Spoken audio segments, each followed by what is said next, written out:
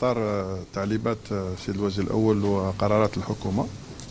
منذ تنصيبنا اشتغلنا على جال التطوير والتدعيم والدفع تطوير تنمية الاقتصاد الفلاحي.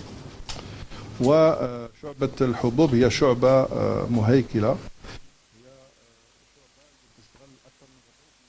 مساحات المزروعة، يعني نتكلم على 2.5 مليون هكتار، يعني شيء كبير، وتشغل عدد كبير من المزارعين. أكثر من نصف يعني الطبقة الشغيلة في قطاع الفلاحة تشتغل حول هذه الشعبة، وهذه الشعبة عندها يعني مكانة كبيرة في نظام الاستهلاكي الجزائريين، يعني مادة أساسية اللي يستغلوها ويستهلكوها جميع الجزائريين، واللي عندها تدعيمات كبيرة تقوم بها الدولة.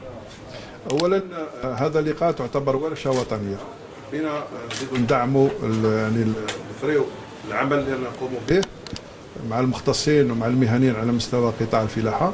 استدعينا اليوم الباحثين والمؤطرين والمختصين على مستوى الوطني، وفي حتى مختصين دوليين في قضية يعني تدعيم إنتاجية الحبوب، وهذا لأجل تدعيم ورقة العمل التي بلورناها اليوم نقترحها على المختصين باش يكون فيها تدعيمها، وإن شاء الله راح تكون يعني تنبثق عليها مخطط عمل راح ينطلق في هذا الموسم إن شاء الله الجديد، الذي يعني يتميز يعني البشائر بسقوط هذه الأمطار، اللي تبشر جميع الفلاحين إن شاء الله بانطلاقة جيدة، اللي في الأيامات القليلة ينطلق يعني حملة الحرث والبرد إن شاء الله.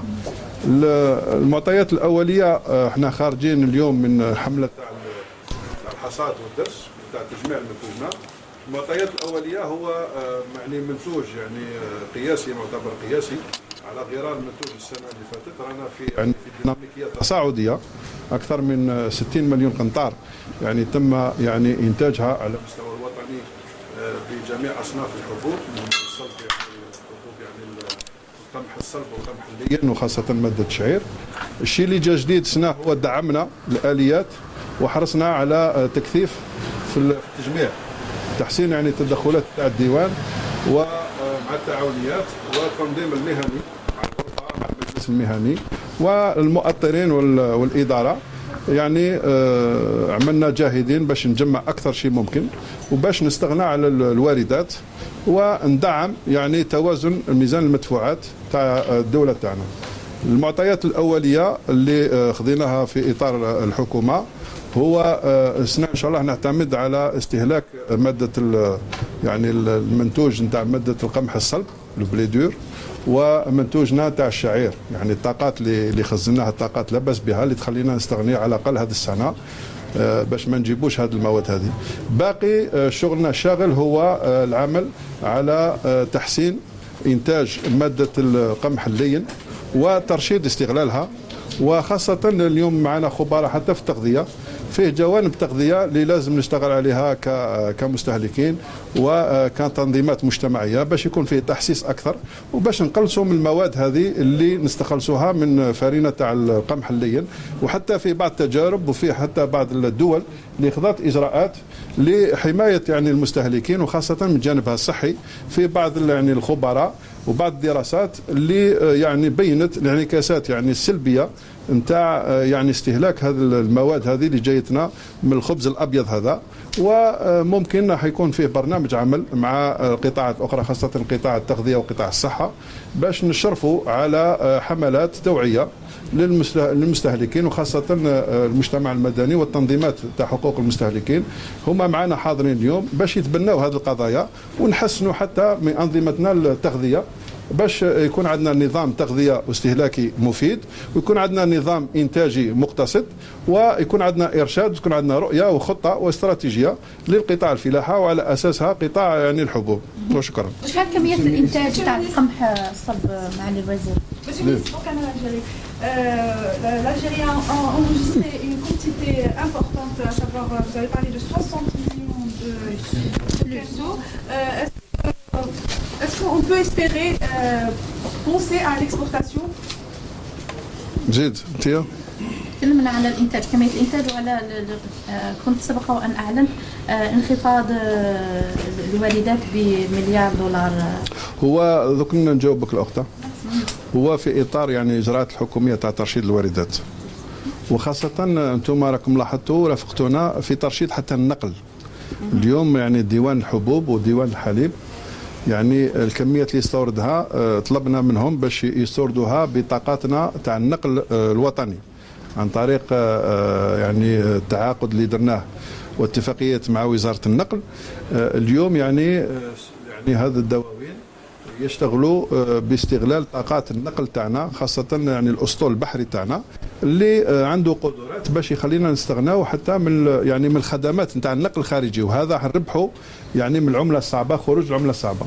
الشيء اللي ثاني هو إجراءات اللي قمنا بها تدعيم تاع يعني تاع الإنتاج تاع القمح الصلب، يعني الكميات المخزنه على حساب يعني الطلبيات والاستهلاك تاعنا يعني السنوي يخلينا في كل اريحيه لغايه يعني المنتوج تاع السنه القادمه ان شاء الله، وهذا ما يخلينا باش نخرجوا يعني من التبعيه هذه تاع القمح الصلب، خاصه قمح يعني الشعير ثاني كماده شعير يعني جمعناها والكميات اللي موالفين نستهلكوها يعني مخزنه ويخلينا باش يعني نكونوا في اريحيه ثاني في الطلبيات. اللي قمنا به على مستوى حكومه في اطار اللجنه المتعدده يعني القطاعات، خاصة يشرف عليها التنسيق وزارة السيد وزير المالية مع التجارة والصناعة وقطاع الفلاحة، كانت في إجراءات نتاع ترشيد الواردات اللي قلصنا من الواردات نتاع القمح اللين هذا، ويخلينا نجيبوا الطاقات يعني الكميات اللي نستهلكوها على حسب الطلب تاعنا.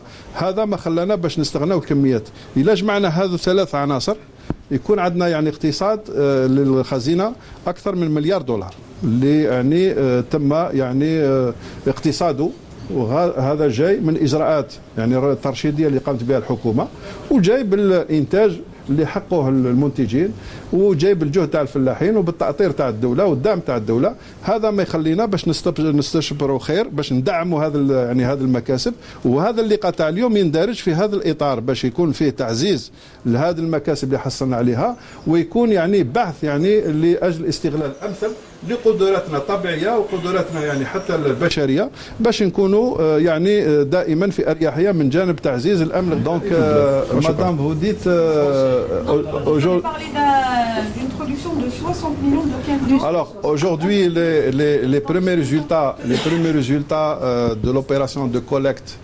2018-2019 actuelle, on est en fin de collecte. On a un résultat ce qui dépasse les 60 millions de quintaux. Ça, c'est une production très importante et elle est record. Le deuxième élément, c'est que cette année, on a pris l'ensemble des mesures pour renforcer les capacités de collecte et de stockage. Et toutes les mesures ont été prises pour essayer de collecter le maximum. C'est ce que nous fait dire aujourd'hui qu'on a une capacité de production stockée en orge et en blé dur qui nous laisse à l'aise par rapport de la demande qui est enregistrée chaque mois ou chaque année passée. Donc on a les quantités, on a plus de 20 millions de quintaux pour le blé dur. Pouvons-nous penser à et c'est une première en blé dur. Les experts aujourd'hui, madame, les experts aujourd'hui sont avec nous, les spécialistes et les grands professionnels, vu la qualité de notre produit de blé dur, vu les potentialités naturelles. On a beaucoup de marge de progrès et on peut améliorer beaucoup de rendement, beaucoup de qualité, ce qui nous laisse présager une possibilité d'exportation de ce produit. Et ce qui nous laisse dire de travailler au moins sur l'équilibre de la balance des céréales. Si on dégage des surplus en blé dur, on peut avoir une autre capacité pour équilibrer l'importation de blé tendre. Le blé tendre, ça demande beaucoup d'efforts, beaucoup de travail, c'est un grand chantier et c'est l'objet de notre rencontre aujourd'hui pour améliorer et pour approfondir toute la réflexion afin de nous permettre de mobiliser tous les efforts physiques, les efforts de l'État et aussi les efforts d'innovation et de recherche pour permettre une amélioration grâce à une adaptation des variétés de semences, à une utilisation rationnelle de l'eau, à une exploitation optimale des zones agro-pédoclimatiques. Donc tout ça, c'est l'objet de la feuille de route qu'on est en train de tracer avec l'ensemble des concernés, l'ensemble des spécialités et même avec l'appui de l'expertise internationale. Vers les 4 millions de quintaux, donc on a une quantité largement suffisante selon les besoins et on va aussi travailler avec les éleveurs, avec l'organisation pour rationaliser l'utilisation de ce produit et améliorer les autres alternatives parce qu'il n'y a pas que l'orge. L'orge c'est un complément alimentaire. Les spécialistes de la zootechnie ils peuvent nous proposer beaucoup d'alternatives qui existent chez nous. On peut développer beaucoup de cultures et beaucoup d'alternatives en matière d'aliments de bétail. Et il y a un travail qui est en train de se faire avec les experts du secteur, avec l'ONAB, avec l'Institut des élevages, avec les universitaires. Aujourd'hui, il y a un groupe de travail qui est en train de travailler pour essayer de valoriser encore plus la production nationale et trouver les meilleures réponses pour adapter les besoins taouana en termes d'aliments de bétail. Et aussi les spécialistes et les expériences en Algérie réalisées, ils nous permettent de dire qu'il y a une possibilité encore d'exploiter le sud. Le sud, il faut l'exploiter avec les conditions que vous connaissez climatiques, les conditions de l'eau, et il faut adapter les systèmes de culture. Et c'est ce qu'on est en train de travailler avec les experts, avec les professionnels, pour maximiser l'exploitation de toutes les capacités foncières qui se présentent pour nous, et afin de sortir rapidement de cette dépendance de ces produits. Je vous remercie. Bien sûr, l'eau, c'est un élément déterminant. La fertilisation est un élément déterminant. Les traitements, les fongicides, c'est déterminant. Tout ça, ça suppose un encadrement et une vulgarisation et un suivi des itinéraires techniques et avec l'appareil de la vulgarisation, de la formation, de la recherche, mais beaucoup plus un encadrement professionnel sous l'égide de la Chambre nationale de l'agriculture. On a avec nous Monsieur le Président de la Chambre nationale de l'agriculture. On a un conseil interprofessionnel de la filière. C'est l'ensemble des instruments qu'il faut les utiliser en cohérence, en parfaite harmonie pour pouvoir réaliser les objectifs.